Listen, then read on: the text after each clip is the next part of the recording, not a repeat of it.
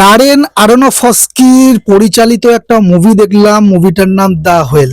মুভিটা ব্যাপারে তো আমি রিভিউ করব, কিন্তু তার আগে কিছু কথা এই মুভিটাকে নিয়ে বলা দরকার। এই মুভিটা আমি বলবো মাস্ট ওয়াচ। আমি রিভিউ করার আগেই বলে দিচ্ছি, এই মুভিটা মিস করো না।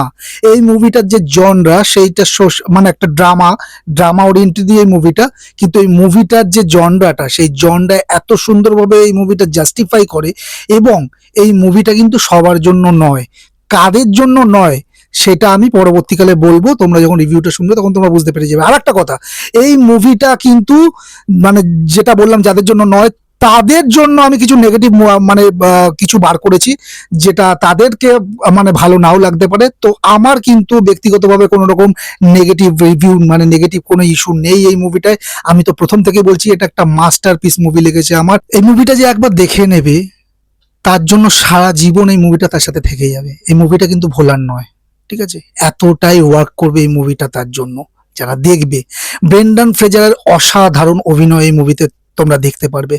আমি মুভিটা রিভিউ করবো, তো দিস ইজ যিশু আর তোমরা হচ্ছে চলো রিভিউ করি চ্যানেলে। তোমাদের সকলকে স্বাগত। যারা এখনো পর্যন্ত আমার চ্যানেলটাকে সাবস্ক্রাইব করেনি, প্লিজ চ্যানেলটাকে সাবস্ক্রাইব করে পাশে থাকা বেল আইকনটা প্রেস করে দিতে বলো না, যাতে করে নোটিফিকেশনটা অন হয়, যাতে তুমি সবার আগে আমার রিভিউগুলো দেখতে পারো। আমি যে মুভিটা নিয়ে কথা বলছি দ্য হোয়েল, এই মুভিটা কিন্তু একটা মানুষের একাকিত্ব, তার মানে অপরাধ বোধ, তার ক্ষমা চাওয়ার একটা আর্টিস্টিক দলিল বলতে পারো, যদি সারসংক্ষেপে এই মুভিটা বলতে চাই।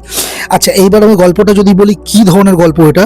গল্পটা চার্লি, মানে যেটা ব্রেন্ডন ফ্রেজার অভিনয় করছে যে চরিত্রে, সেই চার্লিকে ঘিরে, যিনি একজন অত্যন্ত স্থূলকায় মানে মোটা ওবেস ইংরেজি সাহিত্যের শিক্ষক। তিনি নিজের ফ্ল্যাটের চার দেওয়ালের মাঝে বন্দি চার্লি যখন বুঝতে পারেন তার আয়ু ফুরিয়ে আসছে, তখন তিনি তার দীর্ঘদিনের বিচ্ছিন্ন হয়ে থাকা তার নিজের কিশোরী মেয়ে এলির, যেটা সাডি সিঙ্ক প্লে করছে যে চরিত্রটা, তার সাথে সম্পর্ক মেরামতের একটা লাস্ট চেষ্টা চালান।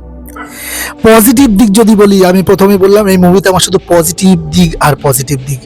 এই সিনেমাটি মূলত ফ্রেজারের একার কাঁধে ভর করে দাঁড়িয়ে আছে। ভারী প্রস্থেটিক্সের নিচে থেকেও তিনি তার চোখের ভাষা আর কণ্ঠ দিয়ে যে পরিমাণ আবেগ প্রকাশ করেছেন, তা দর্শককে স্তব্ধ করে দেবে। যারা জানো না তাদেরকে বলে দিই, এই অভিনয়ের জন্য কিন্তু তিনি অস্কার পেয়েছেন। সিনেমাটি বডি হরর দিয়ে শুরু হলেও শেষ পর্যন্ত এটি হিউম্যান সোলের গল্প হয়ে ওঠে। চার্লির নিজের প্রতি ঘৃণা এবং মেয়ের প্রতি নিঃস্বার্থ ভালোবাসা, এই দুয়ের টানাপোড়েন খুব সুন্দরভাবে ফুটে উঠেছে। হারমান মেলভিলের মবি ডিক উপন্যাসের রেফারেন্স এবং চার্লির সাহিত্যের প্রতি অনুরাগ সিনেমাটিকে একটা আলাদা বৌদ্ধিক উচ্চতা, একটা ইন্টেলেকচুয়াল ডেপথ দিয়েছে বলবো। পার্শ্ব চরিত্রবর্তীর যদি কথা কিছু বলি, দেখো এখানে হং চাও, যেটা নার্স লিজে প্লে করছে যে চরিত্রটা, এবং সাডি সিঙ্কের অভিনয় ছিল অত্যন্ত শক্তিশালী। বিশেষ করে লিজের চরিত্রটি চার্লির প্রতি ভালোবাসা এবং বিরক্তির এক অদ্ভুত মিশেল লেগেছে আমার। নেগেটিভ দিক যদি বলি, এইবার আমি নেগেটিভ দিক যেটা প্রথমেই বললাম, আমার কাছে কিন্তু কোনো নেগেটিভ দিক লাগেনি। এটা সেই ধরনের অডিয়েন্সের জন্য আমি নেগেটিভ দিকগুলো বলছি, যারা একটু মাস মশলা মুভি পছন্দ করে এবং একটু মানে কি বলবো, মানে হাই অকটেন মুভি যারা পছন্দ করে, একটু পেসিং মুভি যারা পছন্দ করে, তাদের জন্য নেগেটিভ ইস্যুগুলো আমি তোমায় বলছি। দেখো, সিনেমাটা অনেক সময় কিন্তু তোমাকে জোর করে কাঁদানোর চেষ্টা করবে, এটা তোমার মনে হবে। কিছু দৃশ্য এতটাই যন্ত্রণাদায়ক যে সাধারণ দর্শকের জন্য এটা হজম করা কিন্তু একটু কঠিন হতে পারে। আর যেহেতু পুরো সিনেমাটা একটা ছোট অ্যাপার্টমেন্টের মধ্যে চিত্রায়িত, তাই কারো কারো কাছে বেশ একটু ক্লস্ট্রোফোবিক, একটু একঘেয়ে মনে হতে পারে। এটা অনেকটা মঞ্চ নাটকের মতো, মানে স্টেজ প্লের মতো লাগতে পারে কিছু দর্শকদের কাছে।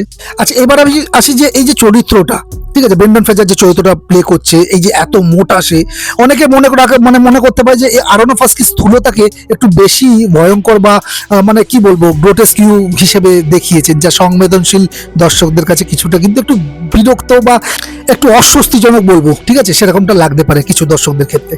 আচ্ছা, এবার যদি আমি ফাইনাল ভার্ডিক্ট দিই দ্য হোয়েল কোনো ফিল গুড মুভি নয়, যেটা তুমি রিভিউ থেকে পরিষ্কার বুঝতে পেরে গেছো। এটা তোমাকে ভেঙে চুরমার করে দেবে, আবার মানুষের ভেতরে অন্তর্নিহিত ভালোত্বের উপর বিশ্বাসও ফেরাবে। তুমি যদি এমন সিনেমা পছন্দ করো যা সরাসরি হৃদয়ে আঘাত করে এবং দেখার পর অনেকক্ষণ স্তব্ধ করে রাখে, তবে এটা তোমার জন্য একটা মাস্ট ওয়াচ মুভি বলবো। এই মুভিটাকে আমি রেটিং দেবো, রেটিং দেওয়ার আগে বলি, এই প্রথম আমি কোনো মুভি রেটিং দিচ্ছি এইটা 5/5। আমার এই মুভিতে কোনো কিছু খারাপ লাগেনি, দারুণ মুভি, মাস্ট ওয়াচ এবং মাস্টারপিস মুভি বলবো। এই জনরার যে মুভি, সেই জনরাতে one of the best movie হয়েছে এই মুভিটা। তো এই ছিল আমার দ্য হোয়েল মুভিটাকে নিয়ে অল ওভার রিভিউ। যারা দেখে ফেলেছে তারা কমেন্টের মাধ্যমে জানাতে পারো তোমাদের কেমন লেগেছে বস। আর যারা দেখোনি, আমি বলেই দিলাম কোন কোন অডিয়েন্সের জন্য, কাদের জন্য এই মুভিটা তোমরা রিভিউতে মোটামুটি স্পষ্ট হয়ে গেছে। এটা ড্রামা জোনের মুভি, একটা জায়গার মধ্যেই মোটামুটি মুভিটা সীমাবদ্ধ, এবং এই মুভিটা শুধুমাত্র পারফরমেন্স ওরিয়েন্টেড এবং চিত্রনাট্যের উপর নির্ভর করে কিন্তু মুভিটা। কিছুদিন আগে আমরা অপর্ণা সেন এবং অঞ্জন দত্ত অভিনীত পরমব্রত চট্টোপাধ্যায়ের ডিরেক্টোরিয়াল যে মুভিটা দেখেছিলাম, এই রাত তোমার আমার, ওই ধরনের কিন্তু মুভি, মানে আমি বলছি না গল্পটা সেম, কিন্তু ওই ধরনের একটা মুভি বলতে পারো, ঠিক আছে। আমি সিমিলার করছি না, কিন্তু একটু যেন তোমার মনে হবে যে ওই ধরনের একটা ধাঁচ আছে। তো এই ছিল আমার দ্য হোয়েল মুভিটাকে নিয়ে অল ওভার রিভিউ। এই ভিডিওটা যদি তোমাদের ভালো লাগে তার একটা লাইক শেয়ার করে দেওয়া, চ্যানেলটাকে যদি সাবস্ক্রাইব না করে থাকো প্লিজ আবার সাবস্ক্রাইবটা করে নাও। দেখা হচ্ছে একটা নেক্সট ভিডিওতে, নেক্সট মুভি রিলেটেড বা সিরিজ রিলেটেড কোনো রিভিউ নিয়ে। ততক্ষণ তারা ভালো থাকো, সুস্থ থাকো, দেখতে থাকো। চলো রিভিউ করি, টাটা।